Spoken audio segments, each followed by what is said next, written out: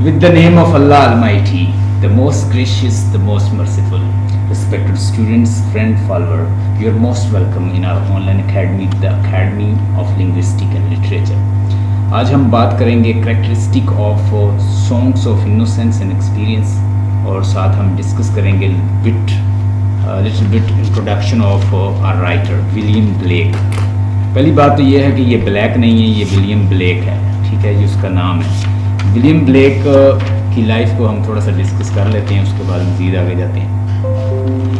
William Blake जो है 28 नवंबर 1752 में पैदा हुए ब्रॉडविक, ये ब्रॉड स्ट्रीट इंग्लैंड है, और 1827 में इनकी डेथ हुई है, ठीक है। रोमांटिक, प्री रोमांटिक भी कहा जाता है, कुछ लोग इन्हें रोमांटिक पोइट्स कंसीडर करते हैं कि ये रोमांटिक पोइट्स जैसा ही है, बात वैसी करता है, नेचर को डिस्कस करता है, और उसके बाद गॉड को डिस्कस करता है, मिस्टिसिज्म को डिस्कस करता है। इनके बारे में कहा जाता है कि ये इनग्रेवर है, एक पेंटर है, पोइट है, और मिस्टिक है, सूफी काइंड ऑफ पर्सन है, ठीक है, इनके बारे में ये कहा जाता है। तो इनकी लाइफ जो है मोस्टली जो है वो इंग्लैंड में गुजरी है, इतना ज़्यादा ट्रैवल नहीं किया इन्होंने कि अपनी लाइफ में ये बाज़ का, जैसे हमने जोसेफ कॉनरड को पढ़ा तो जोसेफ कॉनरड जो है वो काफ़ी उसने कंट्रीज़ को विज़िट किया था, ठीक है। दीगर जो राइटर्स जैसे हमने जोनाथन स्विफ्ट को पढ़ा तो कभी इंग्लैंड जाता है, कभी वो वापस आता है, फिर वो डिफरेंट कंट्रीज़ में जाके सेटल होता है।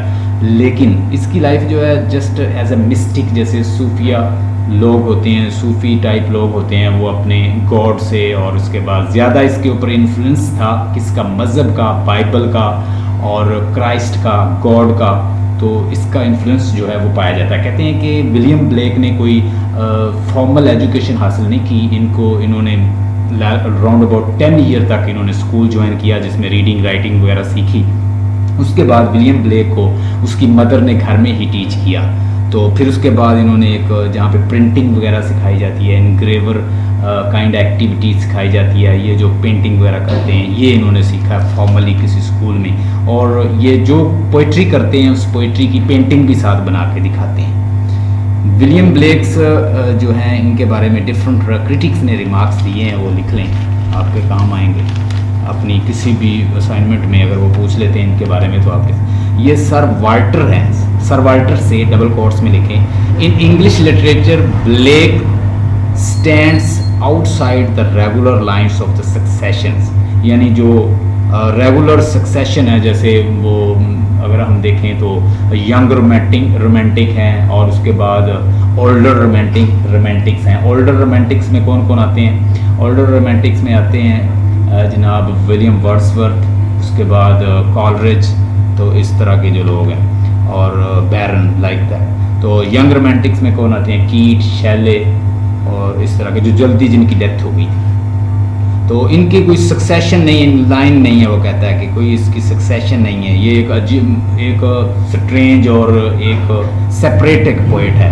इन इंग्लिश लिटरेचर लिख लें, in sir Walter says double quotes के अंदर, in English literature Blake stands, Blake नुमाया होता है किसमें? Outside, blank stands outside the regular lines of succession, जो रेगुलर सक्सेशन की लाइंस है पोइट्स की, उसमें ये बिल्कुल स्टैंड आउट करता है, एक सेपरेट है।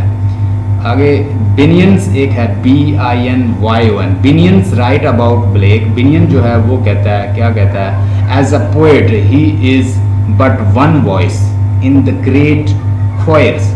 खोयर होता है सॉन्ग गाने वाला, गाना गाने वाला, उसे कहते हैं choirs, CHOIR, choirs, choirs of English singers.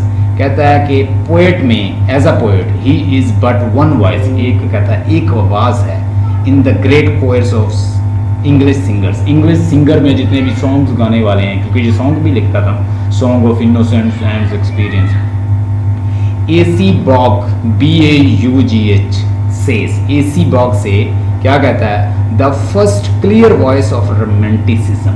Romanticism ये नहीं है कि लव, और ये एक मोमेंट थी, एक क्या थी? पॉलिटिकल मोमेंट थी, और ये एक डिस्टिंग्विश्ड एक मूवमेंट है। आप ये ना समझे कि ये लव ही है, ये लव से रिलेटेड नहीं है, ये एक मूवमेंट थी, पॉलिटिकल मूवमेंट थी, लिटरेचर की मूवमेंट थी, कल्चर की, सिविलाइजेशन की एक सेपरेट मूवमेंट थी, और ये एक रिएक्शन था किसके अगेंस्ट? जो क्लासिसिज्म का एक रिएक्शन था। क्लासिसिज्म में क्या?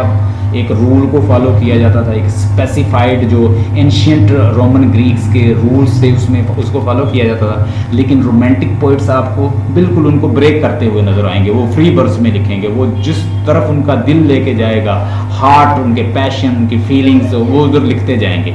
अगर वो कूकू पे लिखते हैं, बर्ड्स पे लिखते हैं, कनाल पे लिखेंगे, डैफोडिल्स पे लिखेंगे, तो जिधर उनकी इमोशंस फीलिंग्स जाती हैं वो लिखते जाते हैं। किसी रूल को फॉलो नहीं करते, हार्ट को फॉलो करते हैं, पैशन फीलिंग्स पे लिखते हैं। जबकि जितने भी क्लासिसिस्ट थे, न्यू क्लासिसिस्ट थे, उनमें जितने भी क्लास अगस्टन एज के जो राइटर थे, पुराने रोमन ग्रीक्स के, उनको रिवाइव किया गया था, उनको दोबारा से री इंटरप्रेट किया गया था। रिवाइव, रीट्रांसलेट, जैसे वो इसने पॉप ने ट्रांसलेट किया था ना होमर वर्जिल की जो बुक्स की जो ट्रेजेडीज थी, उनको दोबारा से उसने उसकी एपिक बनाई थी, उनकी मॉक एपिक बनाई थी। इसी बात से the first clear voice of romanticism, यानी ये पहली रोमांटिसिज्म की क्लियर वॉइस है, was that of the Williams Blake. वो क्या था? विलियम ब्लेक था कि वो एक क्लियर रोमांटिसिज्म की वॉइस था।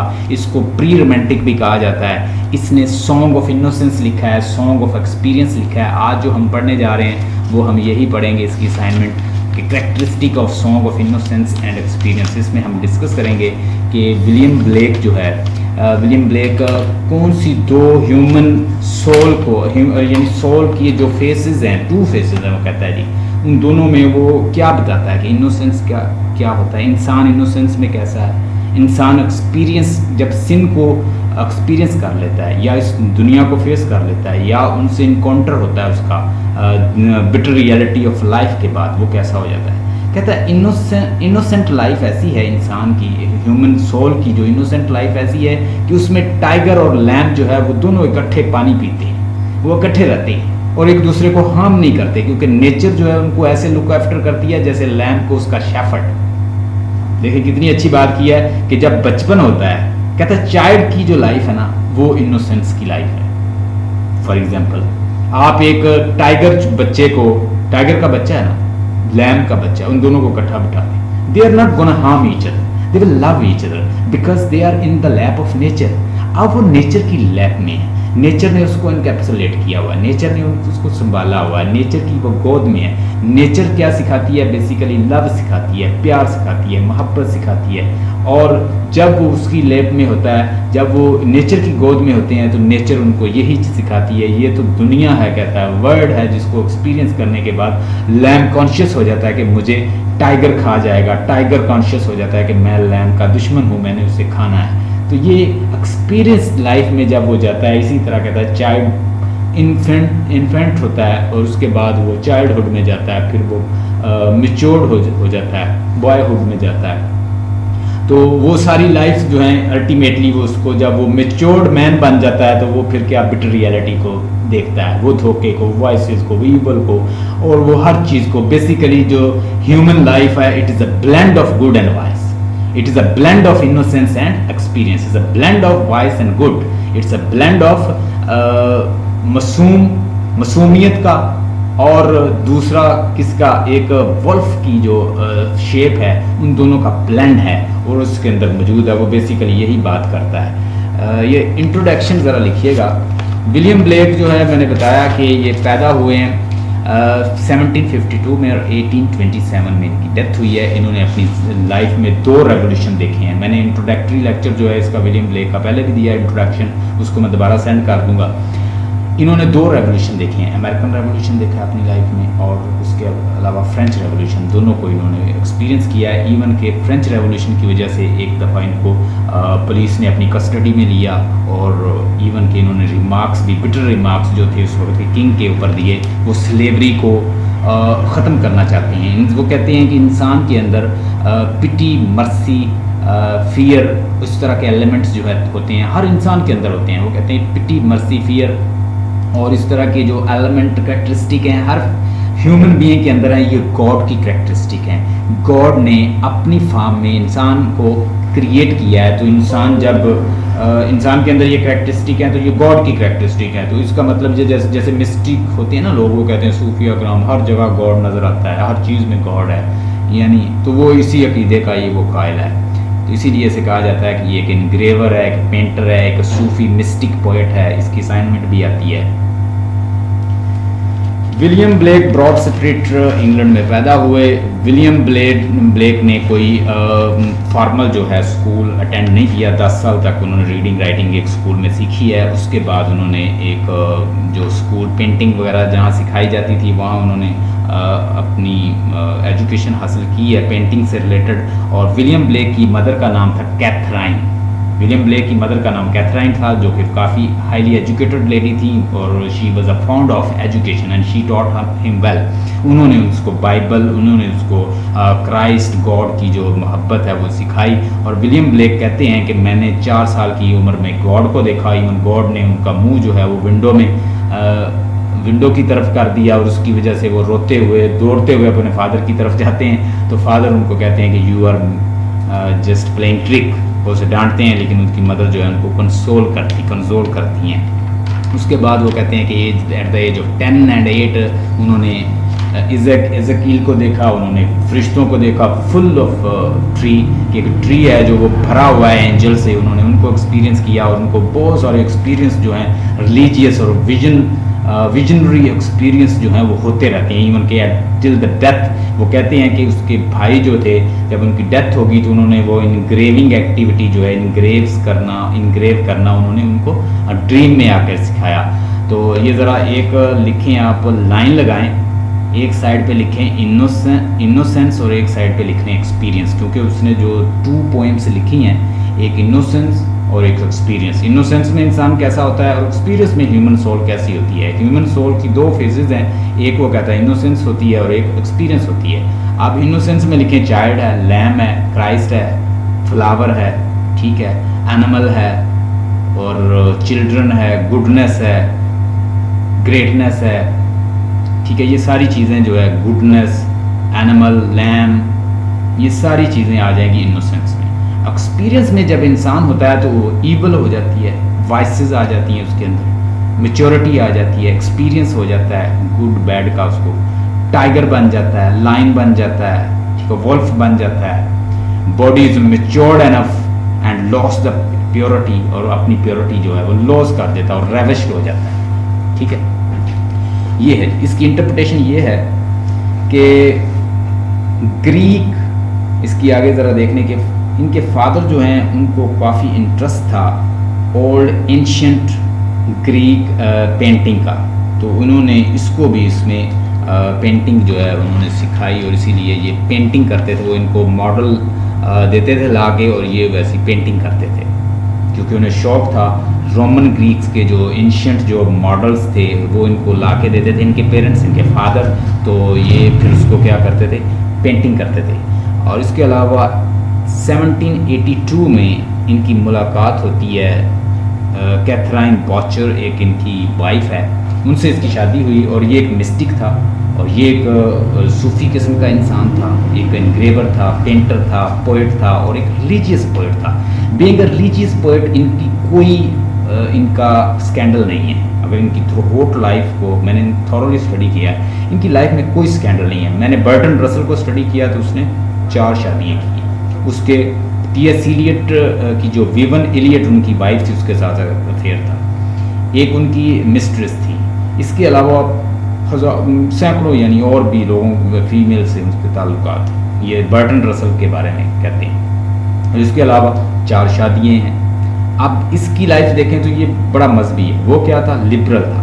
तो ये बीइंग अ मिस्टिक और रिलीजियस पोएट, ये कैथराइन जो बॉचर जो इनसे छोटी थी वो अनएजुकेटेड थी, इलिटरेट थी, इसने उसको पढ़ना सिखाया, इनग्रेविंग एक्टिविटी सिखाता है और वो इससे इतनी मुतासर होती है, वो इसको वो इंस्पायर होती है, वो हेल्प करती है अपने हस्बैंड की थ्रू आउट द लाइफ।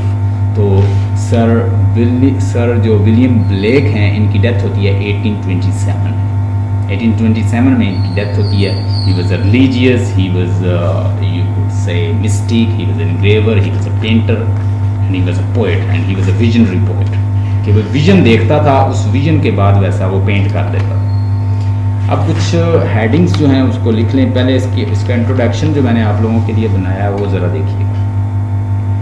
देखें, अगर क्वेश्चन आता है कि In what way do songs of innocence compare with the song of experience in Blake? 2011 में क्वेश्चन आया हुआ. Discuss the significance of terms innocence and experience in the poetry of the Blake. Discuss the main characteristic of Blake's songs of innocence and song of experience. अगर वो पूछ लेता है कि song of experience और song of innocence को discuss करें, तो सबसे पहली चीज़ जो है, ये मैंने 3 जो आपको दिखवाई है, इसका इंट्रोडक्शन लिखें थोड़ा सा, उसके बाद क्रिटिक्स के रिमार्क्स भी लिखें ब्लेक के बारे में, और विलियम ब्लेक का जो इंट्रोडक्शन मैं आपको लिखवाऊंगा, ये आप अभी अपना पेंसिल और पेपर रेडी कर लें, यही आपने लिखना है. William Blake's songs of innocence and experience show two contrary states of human soul. William Blake's song of innocence and experience show two contrary state of human soul. ये मैंने आप लोगों के लिए खुद बनाया है, इसको नोट करते जाएं ताकि ये आप जब भी वो इससे रिलेटेड क्वेश्चन पूछें तो ये लगा देना. William Blake shows man is simple. William Blake क्या बताता है इसमें? William Blake shows man is simple, honest, upright, lamb and discord in innocence. Discord है इनोसेंट में, क्या वो डिस्कॉर्ड है, लैम है, अपराइट है, ऑनेस्ट है और अनरेविश्ड है. और रेविश्ड किस में हो जाएगा? जब एक्सपीरियंस में जाएगा. फुल स्टॉप लगा दें. Innocence, discord in innocence, while, जबकि ही बिकम्स, वो क्या बन जाता है? He becomes tiger, evil and ravished in experience. और एक्सपीरियंस में क्या बन जाता है? टाइगर बन जाता है, वॉल्फ बन जाता है, इवल बन जाता है, रेविश्ड बन जाता है एक्सपीरियंस लाइफ में, जब वो फेस कर लेता है ह्यूमन बीइंग्स को, दूसरे लोगों को. वो सिर्फ क्या बना देते हैं? सिंफुल बना देते हैं, रेविश्ड बना देते हैं, वॉल्फ बना देते हैं, टाइगर बना देते हैं. लेकिन जब वो ह्यूमन नेचर की लैब में होता है तो वो अच्छा इंसान होता है. वो टाइगर और वॉल्फ, टाइगर और लैम्ब और गॉड और सब एक जगह पे रहते हैं. असल में वो चाइल्डहुड की, जो बेबी की एक लाइफ बता रहा है.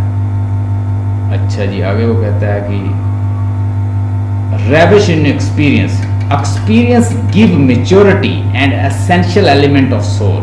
यानी जो एक्सपीरियंस है वो भी एक एसेंशियल, एक लाजम हिस्सा है किसका? सोल का.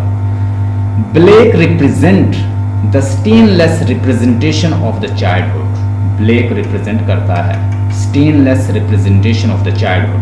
When man is innocent and he is lamb. जब इंसान इनोसेंट होता है तो वो एक लैम की तरह होता है. As well as tiger. और एक्सपीरियंस में वो क्या होता है? In experience he is tiger. यानी उसकी 2 सोल हैं कि वो लैम भी है, वो टाइगर भी है. इन स्टेट ऑफ इनोसेंस, कहता है इनोसेंस की हालत में, comma, there is no difference between lamb and tiger. जब वो इनोसेंस में होता है तो लैम और टाइगर जो है वो, उसमें कोई डिफरेंस नहीं होता. दे, आगे कॉमा डाल के लिख लें, they run and sit beside each other. या लिख लें, they sit beside each other, they enjoy good relation. यानी टाइगर और लैम जो होते हैं इनोसेंस में, उनको एक दूसरे को हार्म नहीं करते. They sit together, they sit beside each other, they enjoy good relation. They can sit in childhood together while not harming one another. वो चाइल्डहुड में एक दूसरे के पास बैठते हैं और एक दूसरे को हार्म नहीं करते. In innocence when experience, frustration, evil and disappointment have not polluted child's mind. यानी in innocence, when experience, frustration, evil and disappointment have not polluted child's mind. यानी ये तब होता है जब उनके माइंड को पोल्यूट नहीं किया गया. वो ठीक हैं, वो बिल्कुल ठीक हैं. अच्छा जी, आगे देखें. अगर आपके पास बुक है तो यही चीज़ बुक के ऊपर भी है. पेज नंबर 15 पे आ जाए. Discuss the main characteristic of Blake song of innocence and experience. कहता है है जी डिस्कस करें the main characteristic of Blake song of innocence and experience. अगर आ जाए क्वेश्चन तो आपने यही लगाना है। अभी जो मैंने आपको इंट्रोडक्शन लिखवाया है आपने ये लिखना है। इसका मैंने कंक्लूजन भी बनाया है, वो मैं आपको बाद में लिखवा दूँ। ब्लेक का जो सॉन्ग है इसका इंट्रोडक्शन जो है वही जो मैंने आपको बताया वही लिख दीजिएगा। इधर भी लिखा हुआ है, अगर वो मेरे वाला आपको समझ आता है मैं उसका शूट भी आपको सेंड कर देता हूँ। अगर वो आपको अच्छा लगता है तो वो लिख लें। इधर भी लिखा हुआ है, मैं कर दूंगा, कोई मसला नहीं, मैंने वो लिखा आप लोगों के लिए। अच्छा, Blake song of innocence celebrate the spontaneous joy of state of child. Nothing, वही चीज जो मैंने डिस्कस की है वही है। नथिंग बट द प्योर, मैंने थोड़ा सिंपल लिखा है, इधर थोड़ा सा मुश्किल होगा। Nothing but the purest imagination of black could reflect the stainless representation of the child. Stainless होता है बेऐब, यानी बिल्कुल बेऐब है रिप्रेजेंटेशन ऑफ चाइल्डहुड। कौन सी? इनोसेंट हालत जो है सोल की। In which the frustration and disappointment have not yet had their polluted effect, यानी अभी तक बच्चे को पोल्यूटेड नहीं किया किसने? डिसअपॉइंटमेंट ने, और किसने? उसके ईवल ने, मैच्योरिटी ने, बैडनेस ने, वाइसेस ने, ईवल ने। Blake capture the child's mind.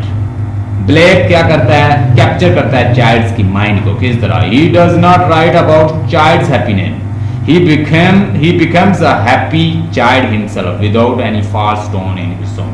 यानी आप उसकी जितनी भी पोएम्स देखेंगे जो इनोसेंस में होंगी वो आपको देखेगी वो इमेच्योर लगेगी, वो एक चाइल्ड की बातें लगेगी, वो एक लैम की बातें लगेगी, वो एक इनोसेंस सोल को शो करती होंगी।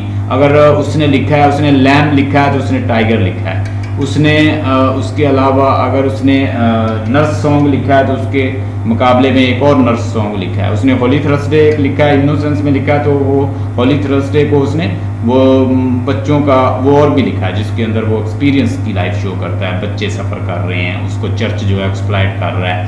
अगर उसने सिक रोज़ लिखा है जो एक्सपीरियंस से ताल्लुक़ रखता है तो उसके साथ वो और भी लिखा, वो चाइल्ड पे लिखेगा कि बच्चों के ऊपर भी लिखता है कि चाइल्ड्स जो है वो क्या कैसा होता है। तो एक ग्रोथ को ज़ाहिर कर रहा है, एक डेड को ज़ाहिर कर रहा है, एक मौत को ज़ाहिर कर रहा है, एक गुडनेस को ज़ाहिर कर रहा है, एक डेवलपमेंट को ज़ाहिर कर रहा है, एक ग्रोथ को ज़ाहिर कर रहा है, एक गुडनेस को, एक ईवल वाइसेस को, एक्सपीरियंस जो है वो वाइसेस को, ईवल को, मेच्योरिटी को, और embraces child embraces, he gets maturity and he embraces the evil, और ईवल जो है उसने एम्ब्रेस कर लिए। फॉर दूसरे पैराग्राफ देखें। For blacks the child is a symbol of innocence. एक यानी ब्लैक के लिए चाइल्ड एक सिंबल है इनोसेंस की। When the child grows into a man, जब चाइल्ड जो है वो मैन बन जाता है, the word and it's custom influence on him. Word और उसका कस्टम जो है उसके ऊपर असरअंदाज होता है।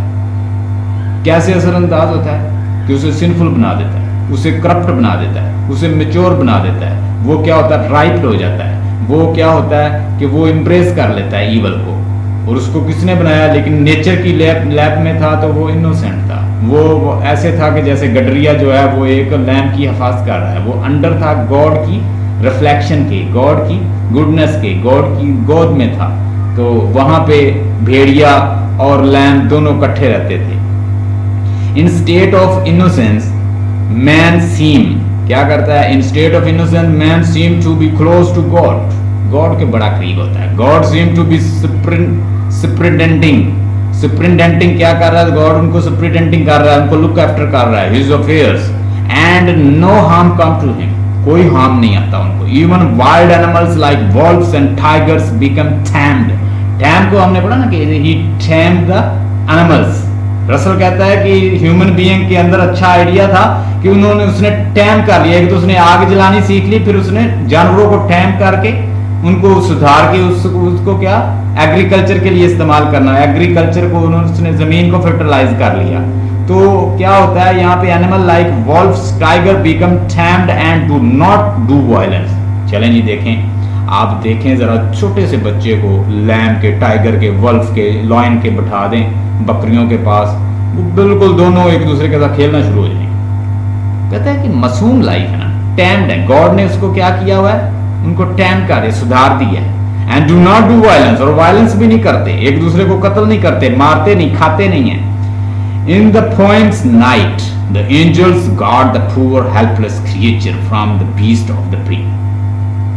कहता है कि जो उसने पोएम लिखी है नाइट, उसमें वो बताता है कि जो एंजल हैं वो क्या करते हैं, क्रिएचर हेल्पलेस जो क्रिएचर, जो मजबूर हेल्पलेस जो क्रिएचर है, पुअर क्रिएचर है गॉड की, उसकी मदद करते हैं कि वो बीस्ट के शिकार ना हो जाए। The tiger can lie down beside the land. Childhood में देखें एक छोटा सा जो टाइगर है उसको जरा बच्चे को बिठा दें, वो उसके साथ बैठा रहेगा, दोनों खेलते रहेंगे, उन्हें पता ही नहीं कि हम एक दूसरे के दुश्मन बन जाएंगे।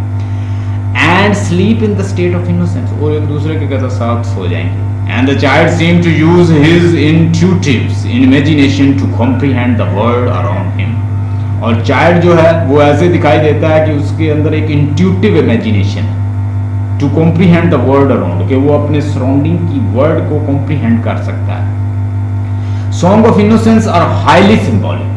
कहता है इनोसेंस के जो सॉन्ग हैं वो बड़े सिंबॉलिक हैं। Lamb is the symbol of the lamb of God.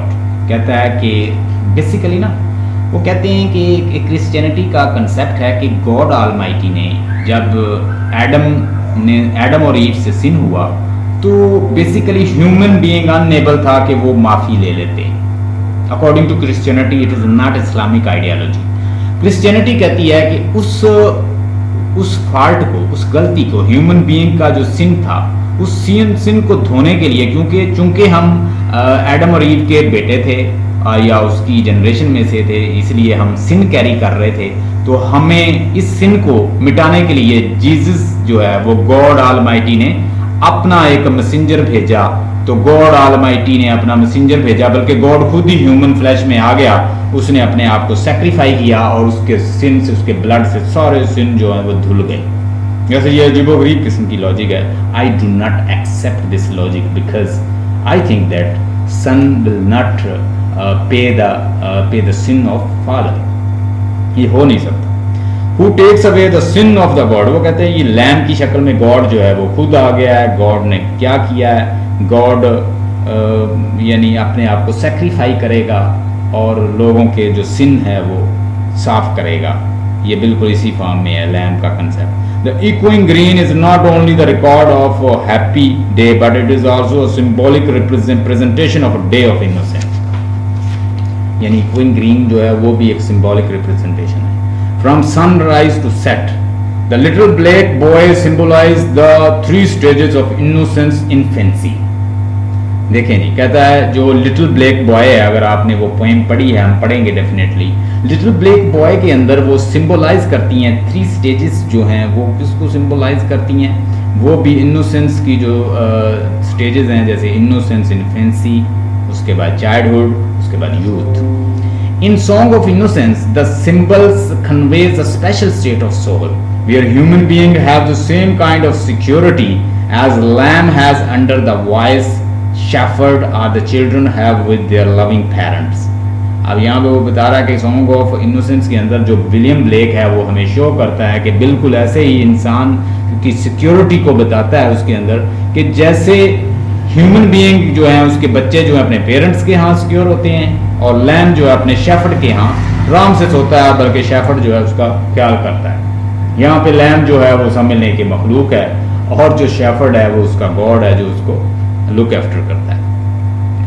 Nor is it wrong to say that both the shepherds and the father of Blake's poems is God himself। ठीक है, वही बात। It is a God who is himself a lamb, यानी God ही lamb है, जैसे वो Jesus अपनी वो कहता है जी ह्यूमन इनकारनेट शक्ल में आ गया है, उसने अपने आप को इनकारनेट कर लिया ह्यूमन बीइंग में, and become a little child who guards the sleeping children and give his love to the poor chimney sweepers and miserable little black boys।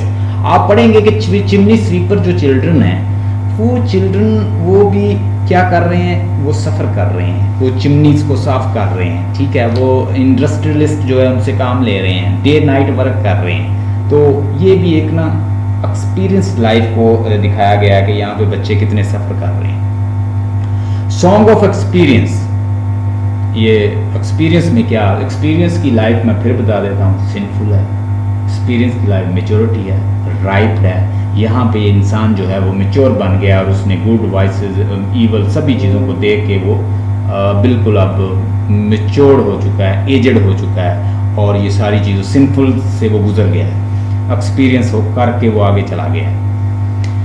Song of experience belong to the state of the experience, the mature period of the man's life. The happy child becomes a very adult. अब वो adult हो गया, ठीक है जी. The joyful bride becomes the hard work housewife. अब bride जो थी, पहले वो bride थी, उसने नहीं देखा था, वो एक virgin थी, वो एक bride थी, वो एक क्या थी, unravished थी. उसके बाद वो ravished हो गई. कैसे? वो एक housewife बन, वो एक एक्सपीरियंस से गुजर गई. उसने गुड बैड देख लिया है, ईवल देख लिया है, एक्सपीरियंस कर लिया है. तो अब वो यानी वो फेजेस बता रहा है कि कैसे एक इनोसेंट सोल जो है वो कैसे प्योरिटी खो के अपनी किसमें चली जाती है, एक्सपीरियंस में. The idealistic youth become a man of the world with all bitter reality. Idealist youth, एक बड़ा प्यारा खूबसूरत नौजवान जो है वो रियलिटी को फेस करता हुआ बिटर रियलिटी को क्या हो गया, एक्सपीरियंस हो गया. Mercy, pity, peace and love no longer sway men. अब ये जो चीज़ें हैं, मर्सी, पिटी, सारा कुछ जो है वो इंसान के साथ है. Instead, human heart has cruelty and human face has jealousy. अब क्या है, ह्यूमन हार्ट जो है वो क्रूअलिटी भी उसमें आ गई है, ह्यूमन फेस उसके अंदर जेलसी भी आ गई है, गुड भी आ गया है, इवल भी आ गया है, जेलसी भी आ गई है. सारी चीज़ें इकट्ठी हो गई हैं. अब वो एक नहीं रहा. जैसे मर्सी, पिटी, फियर, उसने एक पोइम लिखी है, उसमें कहा है कि इंसान जो है वो बेसिकली गॉड ने अपनी कुछ सिफात जो है हर इंसान के अंदर रखी है. मिसाल के तौर पर इंसान को तरस आता है, इंसान को गुस्सा आता है, इंसान जो है रिवेंजफुल हो जाता है, इंसान जो है कभी कभार क्या हो जाता है, पीस क्रिएट करता है, मर्सी, पिटी, अगले पे तरस खा लेता है. तो ये सारी कैरेक्टरिस्टिक कहता है गॉड की हैं. तो गॉड ने अपनी कैरेक्टरिस्टिक इंसानों के अंदर डाली हैं, इसलिए इंसानों से नफरत नहीं करनी चाहिए. वो instead human heart has cruelty and human face has jealousy. The divine human from now comes to the terror and horror. Everything in the song of experience come to acquires an intense awareness of the corporeal reality.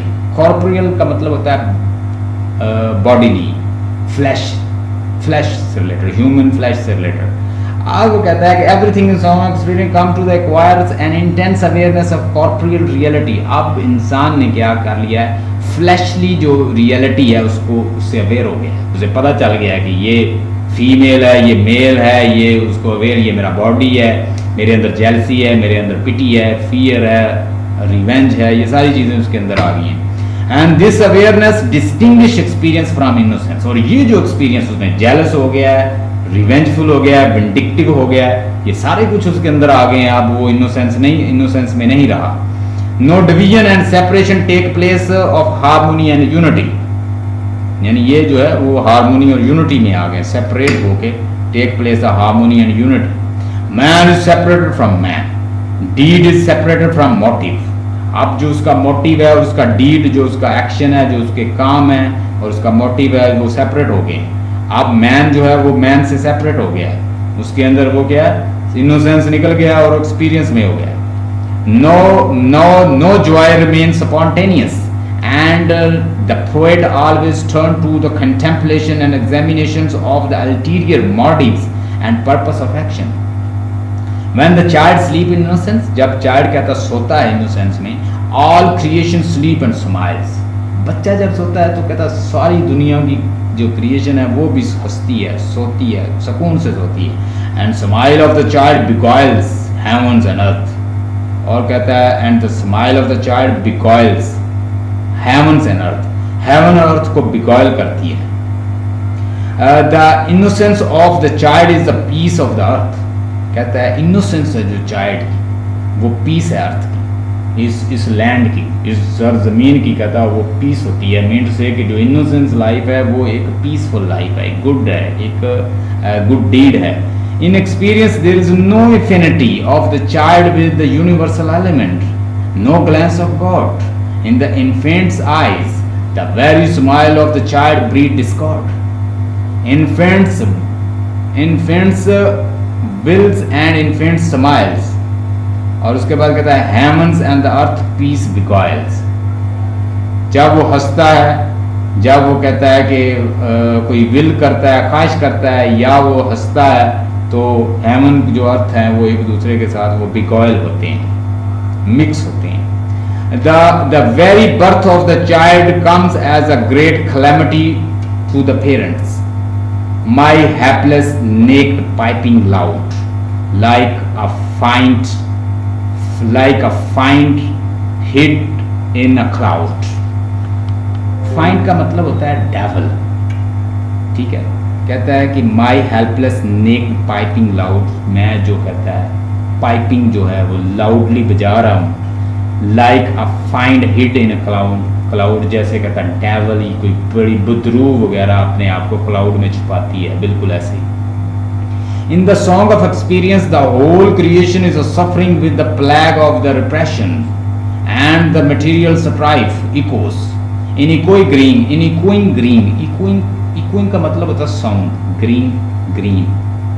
अब देखिए, in the song of innocence Old John with his white hair laughed away his cares in harmony with the young is the state of innocence। यानी जो उसने मिसाल दी है echoing green song of innocence में, old John जो है उसमें his white hair है उसकी, और लाफ अवे, और वो लाफ करता है, and care in harmony with the young in the state of innocence, but this harmony and contentment vanishes away, और ये कहता है फिर वैनिश हो जाती है, बाद में खत्म हो जाती है। Even Parental love is repressive and the priest like, and there is a forlorn होता है तन्हा, yearning होता है ख्वाहिश शदीद, for joys on the part of the children like unfulfilled quest होता है ख्वाहिश। कहता है कि even parental love is repressive and priest like, वो भी कहता है repressive हो जाता है और priest like हो जाता है। there is a forlorn yearning for joy, और यहाँ पे ख्वाहिश है, इंसान ख्वाहिश करता है किस चीज़ की, यर्निंग शदीद ख्वाहिश करता है खुशी की, on the part of the children like unfulfilled quest, जैसे उसकी अनक्विस्ट कोई अनफुलफिल्ड ख्वाहिश है कोई। इन एक्सपीरियंस द गाइल का मतलब होता है धोखा, the guile of knowledge paradoxically governs impulse of the innocence and the child is conscious of the separate existence. Oh the decimal cares that shakes the blossoms of the hoary hairs। hoary का मतलब लिख लें old hair, बाल, aged पुराने बूढ़े बाल। कहता है oh the decimal cares, जैसे कहता है कोई decimal care होती है। फिर कहता है that shakes the blossoms of my hoary hairs, मेरे सफ़ेद बालों को कहता है जैसे कोई blossom खिलाती है। the quest for the innocent end in the frustrations and disappointment। Why should I be bound to thee? मैं तुम्हारा बाउंड क्यों बनूं? Oh my lovely myrtle trees, ऐ मेरे प्यारे दरख्त ट्री। ब्लेक रिप्रेजेंट, अच्छा रोमांटिक पोइट्स की एक कैरेक्टरिस्टिक ये भी है, याद रखिएगा। रोमांटिक पोइट्स डिस्कस करेगा नेचर को, रोमांटिक पोइट डिस्कस करेगा विशेस को, ह्यूमन वैल्यूज़ को, ह्यूमन फीलिंग्स को, उसकी थॉट्स को, उसकी लिबर्टी को, इन चीज़ों को डिस्कस करता है romantic. Blake represent of the word of experience, which is full of division and reparations, is directly related to his idea of the genesis of that universe, which is full of the divisions and separation। अच्छा, Bible की एक book है, उसका नाम है, उसका chapter है, उसका नाम है जेनेसिस। उसके अंदर ना सारे जितने भी प्रॉफिट्स हैं उनकी लिखी हुई है डेट ऑफ बर्थ, और उनकी पैदाइश, उनके जो आबाव अजदाद हैं उनके बारे में लिखा है, उसको जेनेसिस कहते हैं। अब इस जेनेसिस के अंदर भी सेपरेट बताया गया है कि डिवीजन बताई गई है गुड बैड की, इनोसेंस और एक्सपीरियंस की, तो इसने कंसेप्ट कुछ वहाँ से लिया है। अकॉर्डिंग टू ब्लेक, मैंने जैसे बताया कि उसकी मदर जो थी वो हाईली एक लेडी थी जिन्होंने बाइबल को बड़ा डीपली स्टडी किया हुआ, ठीक है, मज़हब को, और इसीलिए उन्होंने ब्लेक की भी जो एजुकेशन है वो मज़हब से रिलेटेड उसे अच्छा टीच किया। According to Blake, Urizen's gods of the reasons has, यानी गॉड ऑफ रीजन जो है, जो मेंशन हुआ है बाइबल के अंदर, वो कहता है कि इसने डिवाइड किया हुआ है इंसान को, क्या divided the mayors the word in his nine fold darkness, उसने इंसान के विजन को डिवाइन कर दिया, divided the mayor the word in his four darkness, उसको भी डिवाइड किया हुआ है। 9 for darkness में in the song of the experience mankind never gathered together into community. Song of innocence में क्या कहता है, वो कहता है कि सॉन्ग ऑफ एक्सपीरियंस में मैनकाइंड जो है वो एक कम्युनिटी में इकट्ठे नहीं होते. Division is found everywhere even in the green garden which was the communal meeting place.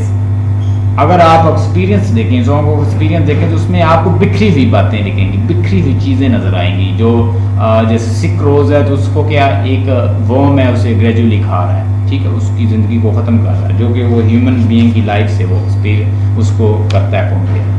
कि जैसे एज का जो फैक्टर है इंसान को खाता जाता है, इसीलिए कहता है एक रोज़ है उसकी लाइफ को कौन खा रहा है, एक अनसीन बॉम्ब है जो उसे ग्रेजुअली खा रहा है.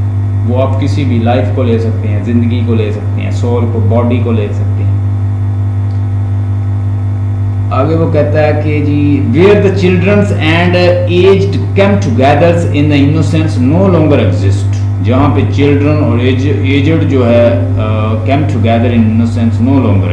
इन cities men are isolated from one another. कहता है सिटी में देखें लोग एक दूसरे से आइसोलेटेड हैं, बात नहीं करते, अपने अपने घर बनाए हुए हैं, अपनी अपनी सोसाइटी में रहते हैं, कम्युनिटी में रहते हैं. लोग जी डिवाइडेड है. वो कहते हैं जी जैसे यूरिजन गॉड ऑफ रीजन है ना, इसने डिवाइड किया है डार्कनेस को 9 पार्ट्स में, इसी तरह हर चीज़ जो है वो डिवाइडेड है.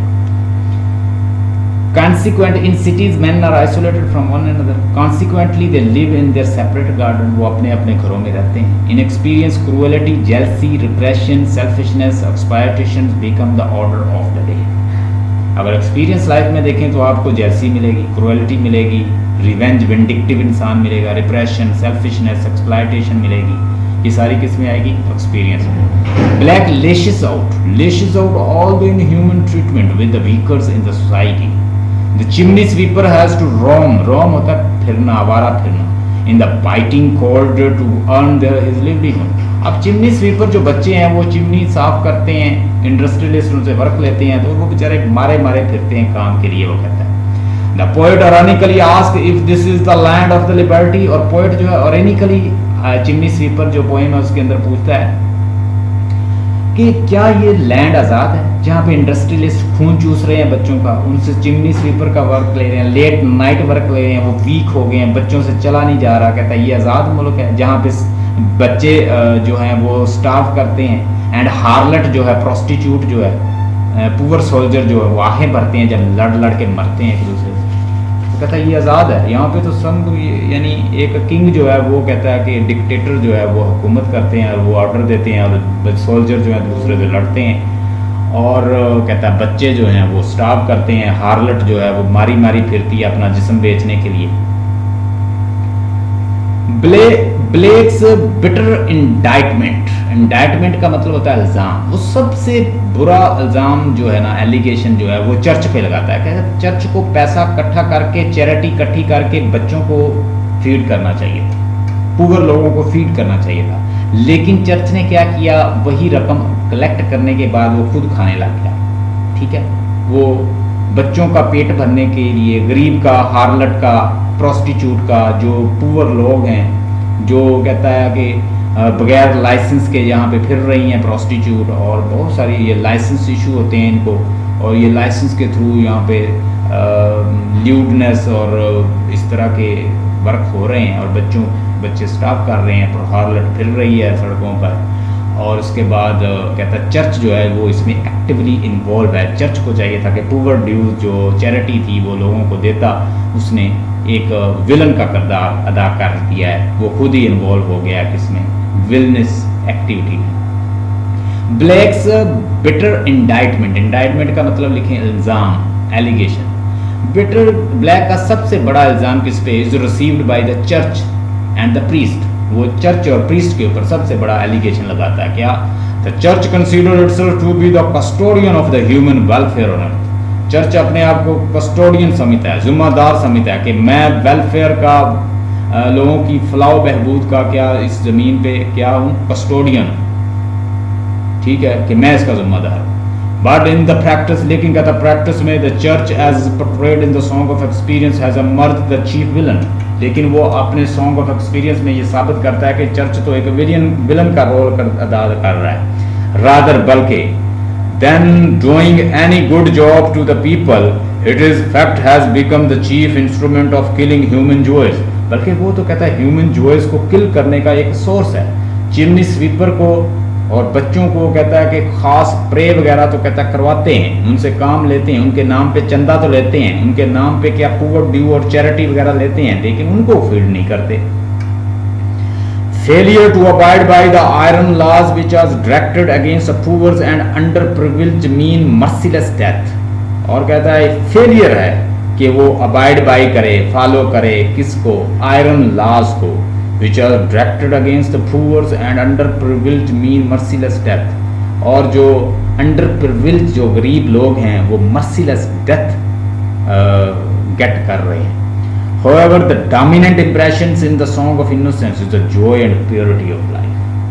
कहता है ताहम जो dominant impression है इसका Song of Innocence का वो joy है, वो purity है, और क्या है, purity of life है, lamb है, क्राइस्ट है, गॉड है, लैप ऑफ गॉड है, नेचर है और मासूमियत है, ये सब चीज़ें इनोसेंस में आती हैं। Whereas the dominant impression in the song of experience क्या है, रिपेलेंट है। रिपेलेंट का मतलब होता है बुरा, ईवल, वाइस पिक्चर है किसकी, ह्यूमन नेचर की, जिसमें वल्फ है, जिसमें वॉल्फ है, जिसमें टाइगर है, जिसमें सिन है, जिसमें वाइसेस है, जिसमें मेजोरिटी है, जिसमें एम्ब्रेस द डेथ है और ईवल है, और ये सारी चीज़ें, ठीक है, इन चीज़ों को। और मैं एक इंट्रोडक्शन साथ आपको इंट्रोडक्शन मैंने लिखवा दिया है, ये इसका कंक्लूजन जो है वो मेरा लिखेंगे, आप ये नहीं लिखेंगे, क्योंकि ना तो बुक वाले इंट्रोडक्शन अच्छा बनाते हैं ना कंक्लूजन बनाते हैं। एक पेपर चेकर जो होता है वो इंट्रोडक्शन को देखता है,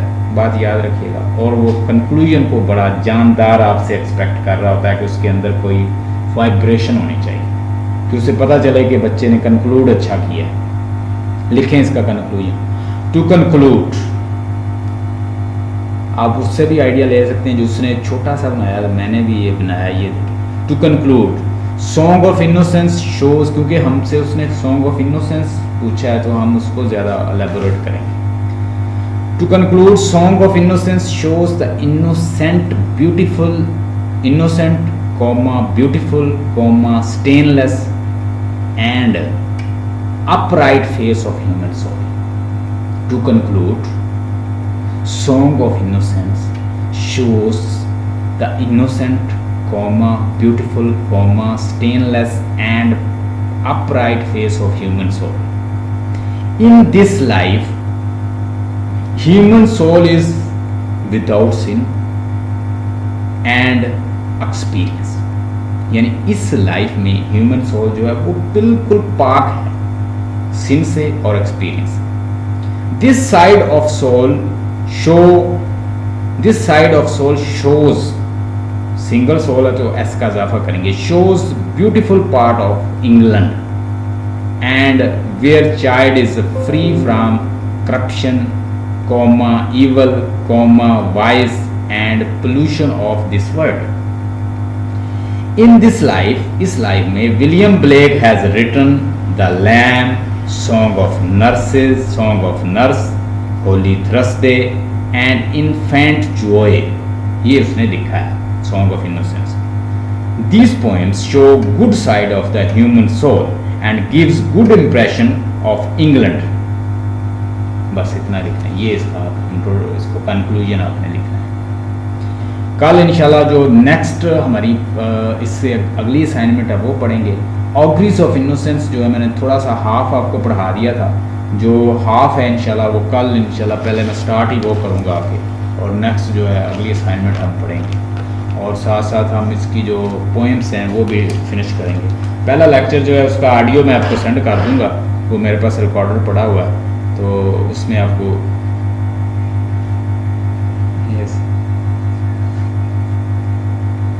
किसकी, फर्स्ट की,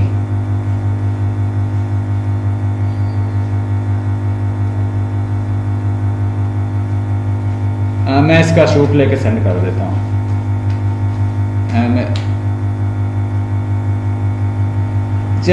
मैं इसका शूट सेंड कर देता हूँ, वो भी देख लीजिए, लेकिन जो मैंने आपको सेंड किया है, जो मैंने आपको लिखवाया, ये भी अपने माइंड में रखते हैं इनको। Have a nice time. इंशाल्लाह कल हमारी ना ये 8:30 पे आप लोग मेरे पास इधर हूँ, प्रेजेंट हूँ।